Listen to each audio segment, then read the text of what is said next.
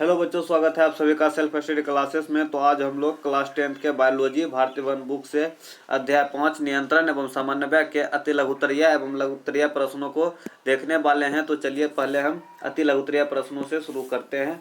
अति लघुत्तरीय प्रश्न में 1 नंबर क्वेश्चन कहता है कि पौधों में शारीरिक कार्यों का नियंत्रण किस विधि से होता है। पौधों में शारीरिक कार्यों का नियंत्रण किस विधि से होता है, तो उसका उत्तर हो जाएगा रासायनिक विधि से। किस विधि से होता है, तो रासायनिक विधि से होता है। 2 नंबर क्वेश्चन कहता है पौधों में हार्मोन्स की उत्पत्ति कहाँ होती है। पौधों में हार्मोन्स की उत्पत्ति कहाँ होती है, तो उत्तर हो जाएंगे पौधों में हार्मोन्स की उत्पत्ति जड़, तना, फूल, फल, पत्ती और बीज में होता है। कहाँ होता है? जड़, तना, फूल, फल, पत्ती और बीज में होता है। यानी पौधों में हार्मोन्स की उत्पत्ति उसके सभी भागों में होता है। 3 नंबर क्वेश्चन देखते हैं। 3 नंबर क्वेश्चन कहता है किन्हीं 2 पादप वृद्धि वर्धक पदार्थ का नाम लिखे। किन्हीं 2 पादप वृद्धि वर्धक पदार्थों का नाम लिखे, तो वो दोनों पदार्थ हो जाएंगे ऑक्जिन तथा जिब्रेलिन्स। क्या हो जाएंगे? ऑक्जिन तथा जिब्रेलिन्स। 4 नंबर क्वेश्चन ठीक इसके अपोजिट है। चलिए 4 नंबर क्वेश्चन देखते हैं। कहता है कि एक पादप वृद्धि रोधक हार्मोन का नाम लिखे। ऐसा हार्मोन का नाम लिखे जो पौधों को बढ़ने से रोकता हो, अवरोध उत्पन्न करता हो, तो उसका नाम हो जाएगा एब्सिसिक एसिड। एब्सिसिक एसिड पौधों को बढ़ने से रोकता है। 5 नंबर क्वेश्चन कहता है फल पकाने वाला हार्मोन का क्या नाम है। फल पकाने वाला हार्मोन का क्या नाम है, तो उसका नाम हो जाएगा एथिलीन। क्या नाम हो जाएंगे? एथिलीन।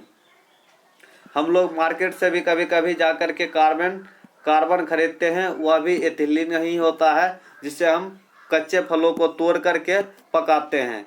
चलिए 6 नंबर क्वेश्चन देखते हैं। 6 नंबर क्वेश्चन हमारा कहता है पत्तियों के विलगन में किस कार्बनिक रसायन की मुख्य भूमिका रहती है। पत्तियों के विलगन में किस कार्बनिक रसायन का मुख्य भूमिका रहता है, तो वह होता है एब्सिसिक एसिड का ही। यह पत्तियों को पौधे से अलग करता है, सूखने में, पौधे को मुरझाने में आदि कार्यों में मदद करता है।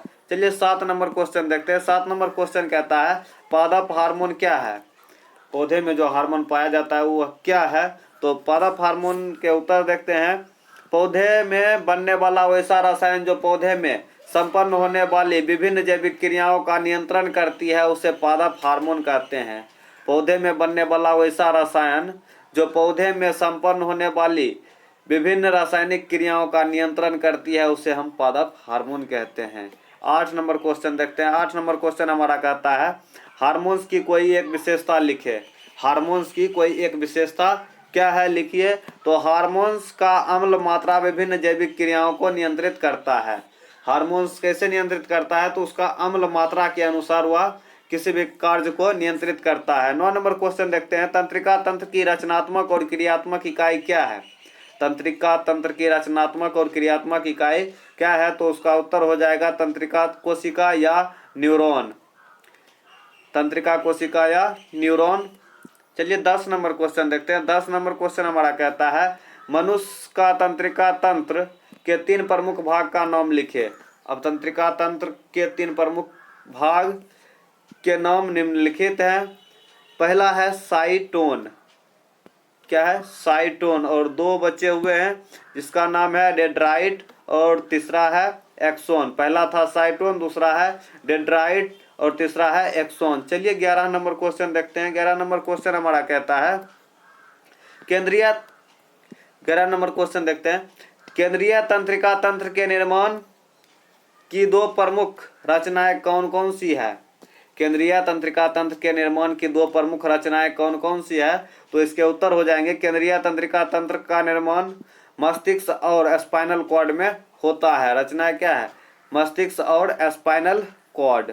चलिए 12 नंबर क्वेश्चन देखते हैं। 12 नंबर क्वेश्चन हमारा कहता है कि मस्तिष्क के चारों ओर स्थित पतली झिल्ली क्या कहलाती है। मस्तिष्क के चारों ओर जो स्थित पतली झिल्ली होती है वह क्या कहलाती है, तो वह मेनिजीज कहलाती है। मेनिजीज याद रखिए। 13 नंबर क्वेश्चन है अग्र मस्तिष्क के 2 प्रमुख भाग का नाम लिखे। तो पहला हो जाएगा सेरिब्रम और दूसरा हो जाएगा डायनसेफ्लॉन। 2 प्रमुख भाग का नाम क्या हो गया? सेरिब्रम और डायनसेफ्लॉन। चलिए 14 नंबर क्वेश्चन देखते हैं। 14 नंबर क्वेश्चन हमारा कहता है में वृद्धि और चतुराई का केंद्र क्या है? वृद्धि और चतुराई का केंद्र क्या है मस्तिष्क में? तो वह है सेरिब्रम। याद रखिएगा, क्या है? सेरिब्रम। चलिए 15 नंबर क्वेश्चन देखते हैं। 15 नंबर क्वेश्चन कहता है जंतु के शरीर में होने वाले विभिन्न क्रियाओं का रासायनिक नियंत्रण और समन्वय किसके द्वारा होता है? तो वह हार्मोन्स के द्वारा होता है। हार्मोन्स के द्वारा शरीर में जितने भी क्रियाएं होती है उसको नियंत्रण कौन करता है? तो वह हार्मोन्स करते हैं। चलिए 16 नंबर क्वेश्चन देखते हैं। 16 नंबर क्वेश्चन कहता है कि मनुष्य के शरीर में पाए जाने वाली 3 अंतःस्रावी ग्रंथि का नाम लिखे। मनुष्य के शरीर में पाए जाने वाले 3 अंतःस्रावी ग्रंथि का नाम लिखे। तो पहला ग्रंथि है प्यूटिटरी ग्रंथि, दूसरा है थायराइड ग्रंथि और तीसरा है एड्रिनल ग्रंथि। चलिए 17 नंबर क्वेश्चन देखते हैं। 17 नंबर क्वेश्चन कहता है एड्रिनल ग्रंथि के कॉर्टेक्स भाग से स्रावित होने वाले हार्मोन के नाम लिखे। एड्रिनल ग्रंथि के कॉर्टेक्स भाग से स्रावित होने वाले हार्मोन्स का नाम लिखे। तो एड्रिनल ग्रंथि से निम्नलिखित स्रावित होने वाला निम्नलिखित 3 हार्मोन है। कितने हार्मोन है? 3 हार्मोन है। तो उसके नाम देखते हैं। ग्लूकोकॉर्टिकॉइड्स, दूसरा है मिनरलोकॉर्टिकॉइड्स और तीसरा है लिंग हार्मोन। चलिए 18 नंबर क्वेश्चन देखते हैं। 18 नंबर क्वेश्चन हमारा कहता है कि थायरॉक्सिन हार्मोन किसके द्वारा स्रावित होता है? थायरॉक्सिन किसके द्वारा स्रावित होता है? तो वह आयोडीन के द्वारा स्रावित होता है। आयोडीन की कमी से ही हमारे शरीर में घेघा रोग हो जाता है, क्योंकि थायरॉक्सिन जो है वह बढ़ने लगता है। चलिए 19 नंबर क्वेश्चन देखते हैं। वृषण द्वारा स्रावित होने वाले हार्मोन का क्या नाम है? तो उसको कहते हैं एंड्रोजेंस। वृषण द्वारा जो हार्मोन स्रावित होता है उसको एंड्रोजेंस कहते हैं। चलिए 20 नंबर क्वेश्चन है, उसको भी देख लेते हैं। रक्त में उपस्थित ग्लूकोज की मात्रा को नियंत्रित करने वाला हार्मोन किस ग्रंथि द्वारा स्रावित होता है? रक्त में जो ग्लूकोज को नियंत्रित करता है वह किस ग्रंथि से स्रावित होता है? तो उत्तर हो जाएंगे अग्नाशय की लैंगरहैंस द्वीपिका ग्रंथि द्वारा स्रावित होता है। किसके द्वारा? अग्नाशय की लैंगरहैंस द्वीपिका के द्वारा। चलिए अब हम लघुत्तरीय प्रश्नों की ओर चलते हैं। तो अब हम लघुत्तरीय प्रश्न में 1 नंबर क्वेश्चन को देखते हैं। 1 नंबर क्वेश्चन हमारा लघुत्तरीय में कहता है जीवों के अंगों एवं अंगतंत्र के कार्य का समन्वय एवं नियंत्रण क्यों जरूरी है? जीवों के अंग एवं अंगतंत्र के कार्य का समन्वय एवं नियंत्रण क्यों जरूरी है? तो इसके उत्तर हम जानते हैं। इसके उत्तर हो जाएंगे, हम जानते हैं कि बहुकोशिकीय जीवों के शरीर में विभिन्न कार्यों के लिए अलग अलग अंग या अंगतंत्र विकसित होता है। क्या होता है? हम जानते हैं कि बहुकोशिकीय जीवों के शरीर में विभिन्न कार्यों के लिए अलग अलग अंग या अंगतंत्र विकसित होता है, जिसे सुचारू रूप से चलाने के लिए तथा नियंत्रित रखने के लिए इसमें नियंत्रण एवं समन्वय की आवश्यकता पड़ती है। चलिए 2 नंबर क्वेश्चन को देखते हैं। आप लोग इसको ठीक से देख लीजिएगा। 2 नंबर क्वेश्चन देखते हैं।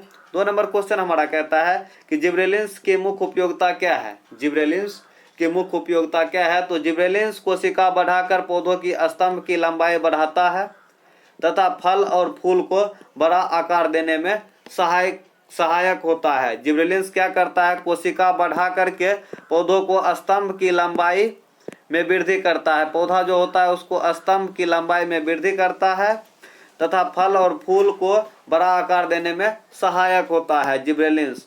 3 नंबर में है क्वेश्चन, ऑक्सीजन की उत्पत्ति कहाँ होती है? ऑक्सीजन की उत्पत्ति कहाँ होती है? तो इसके उत्तर देखते हैं। उत्तर हो जाएंगे यह हार्मोन पौधे के शीर्ष भाग में पाया जाता है। पौधे के शीर्ष भाग में, सबसे ऊपरी भाग में पाया जाता है। यह कोशिका विभाजन में होता है। यह कोशिका विभाजन में होता है। जब पौधे पर प्रकाश पड़ता है तो यह छाया वाले भाग में विस्तृत हो जाता है। जब पौधा पर कहीं से प्रकाश पड़ता है तो यह छाया वाले भागों में चला जाता है। 4 नंबर क्वेश्चन देखते हैं। 4 नंबर क्वेश्चन हमारा कहता है वृद्धि नियंत्रक पदार्थ से क्या तात्पर्य है? वृद्धि नियंत्रक पदार्थ से क्या तात्पर्य है? तो इसके उत्तर हो जाएंगे एब्सिसिक एसिड वृद्धि नियंत्रक हार्मोन है जो ऑक्सीजन एवं जिब्रेलिन्स के प्रभाव के उल्टा कार्य करता है।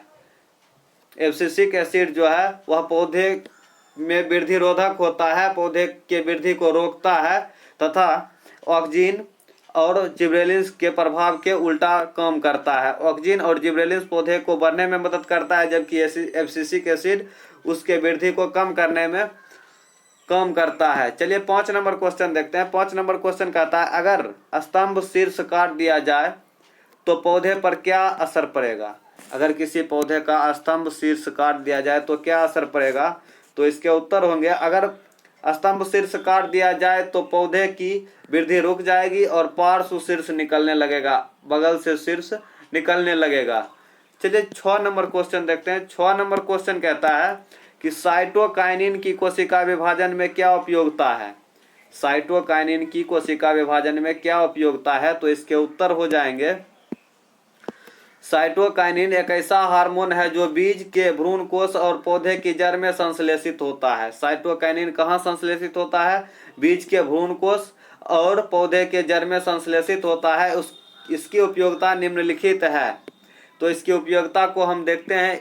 पहला उपयोगिता है यह कोशिका विभाजन में सहायक होता है। यह कोशिका विभाजन में सहायक होता है।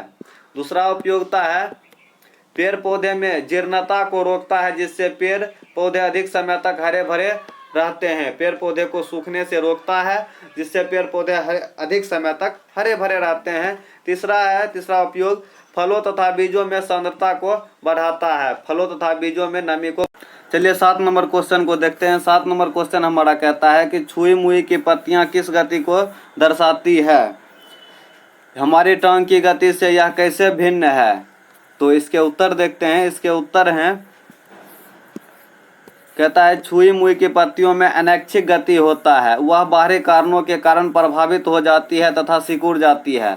छुई मुई की पत्तियां जो होती है वह किसी बाहरी कारण से प्रभावित होकर के सिकुड़ जाती है, जबकि हमारे टांग की गति ऐच्छिक गति होती है जो हमारे इच्छा पर निर्भर करता है।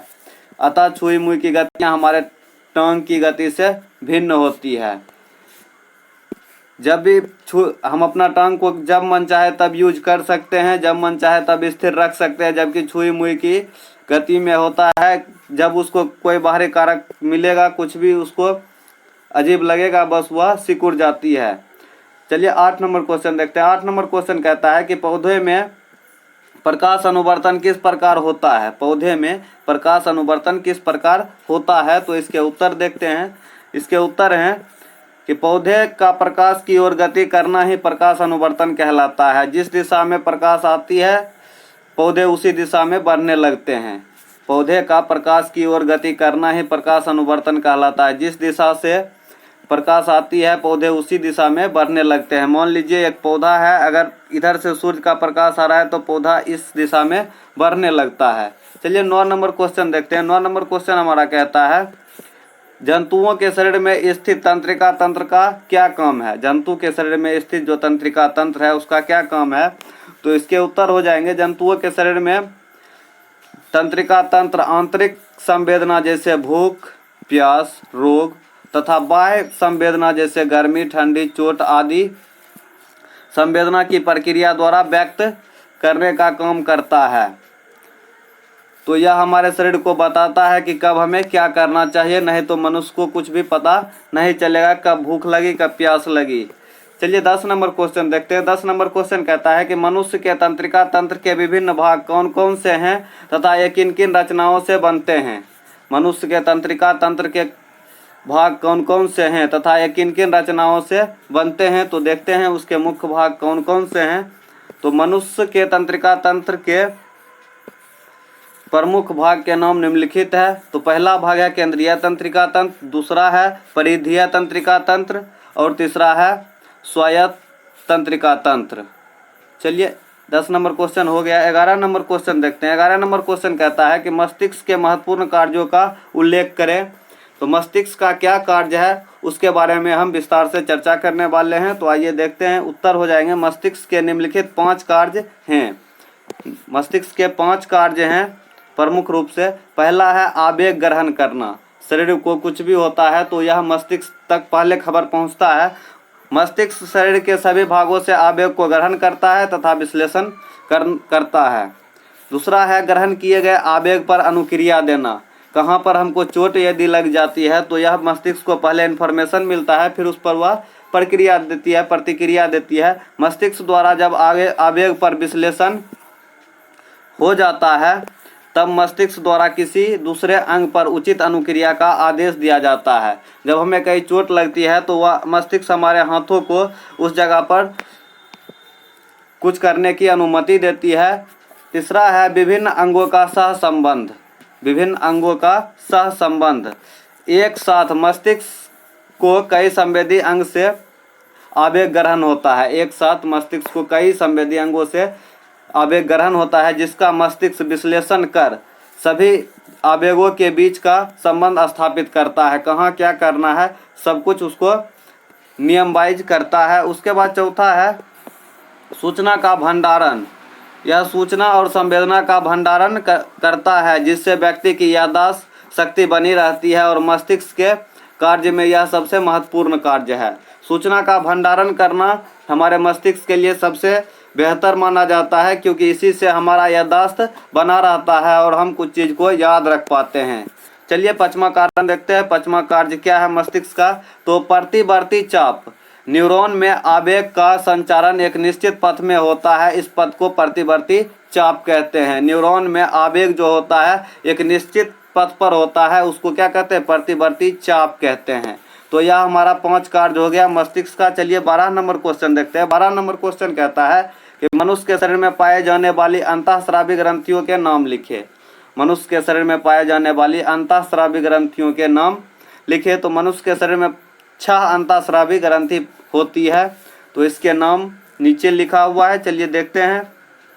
1 नंबर में है पिट्यूटरी ग्रंथि, 2 नंबर में थायराइड ग्रंथि, 3 नंबर में पाराथायराइड, 4 नंबर में है एड्रिनल ग्रंथि और 5 नंबर में अग्नाशय के लंगरहंस दुपिका और 6 नंबर में है जनन ग्रंथि। यह 6 ग्रंथि हमारे शरीर में पाई जाती है। चलिए 13 नंबर क्वेश्चन पढ़ते हैं। 13 नंबर क्वेश्चन कहता है पिट्यूटरी ग्रंथि मास्टर ग्रंथि क्यों कहलाती है। पिट्यूटरी ग्रंथि मास्टर ग्रंथि क्यों कहलाती है, तो यह उसका उत्तर हो जाएगा यह कपाल के स्पाइनल कॉर्ड के एक गड्ढे में स्थित होता है।